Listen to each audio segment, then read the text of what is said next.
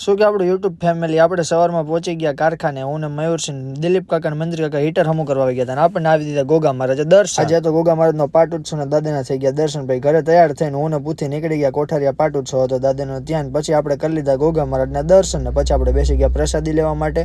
પ્રસાદી લઈને સિદ્ધરાજભાઈ ને હાર્દિક મામા બધાને ભેગા થઈને ઘડીક બેસી લીધું ને પછી પૂથીભાઈ ચડી ગયા ખટારામાં મોભારે. ત્યાં પ્રિયજીતભાઈ પણ આવી ગયા સડવા. અમલભાઈ તો જો રિક્ષામાં જ નીકળે, રિક્ષામાં કેટલા ભૈરા હે હાલે. પ્રોગ્રામ ચાલુ ને જીજાજી કેમેરા મળ્યું કરે.